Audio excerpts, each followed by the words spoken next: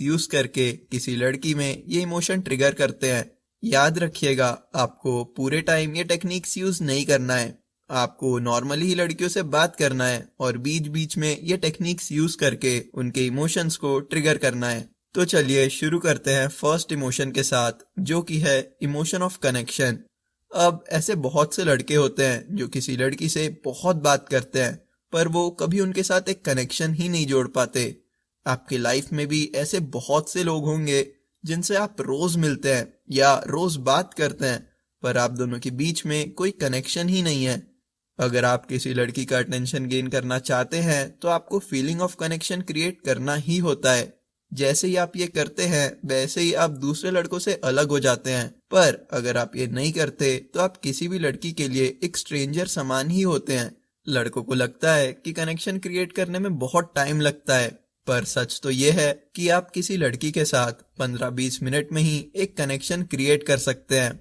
और ये कैसे करते हैं वो अब हम सीखेंगे। मैं आपको तीनों इमोशन ट्रिगर करने के लिए अलग अलग पावरफुल टेक्निक्स बताऊंगा और आपको ये टेक्निक्स यूज करके ही किसी लड़की के इमोशन ट्रिगर करने होंगे। तो चलिए 4 ऐसे टेक्निक्स देखते हैं जिससे आप कनेक्शन वाली फीलिंग क्रिएट कर सकते हैं। तो सबसे पहली टेक्निक होती है स्टोरी टेलिंग। ये एक बहुत पावरफुल टेक्निक है कनेक्शन क्रिएट करने की। ये यूज करके आप किसी भी लड़की के साथ आसानी से कनेक्शन क्रिएट कर सकते हैं। देखिए, स्टोरी सुनाना एक आर्ट है जो कि बस डेटिंग लाइफ में ही नहीं पर हर एरिया ऑफ लाइफ में वैल्यूएबल है।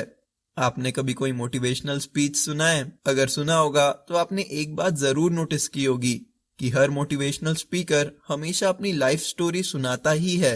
ऐसा इसलिए है क्योंकि स्टोरीज एक कनेक्शन क्रिएट करती हैं।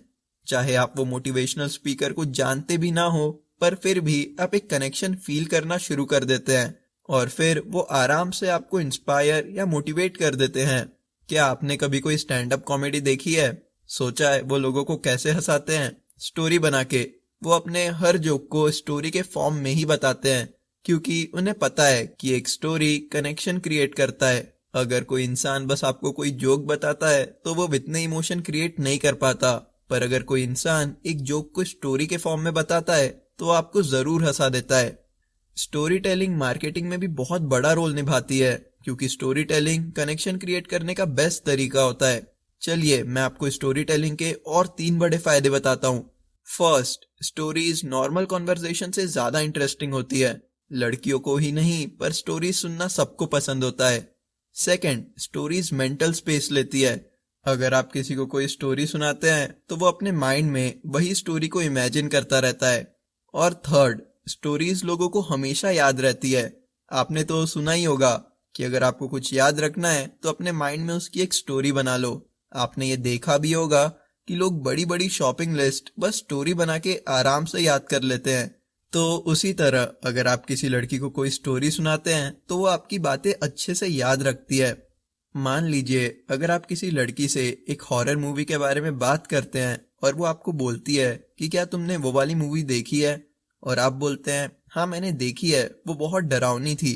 अब ये बोल के आप कोई इमोशन ट्रांसफर नहीं करते, पर अगर आप उसे कोई स्टोरी सुनाते हैं जैसे कि तुम्हें पता है मैंने वो मूवी अपने भाई बहन के साथ देखी थी और वो मूवी एक्चुअल में बहुत डरावनी थी।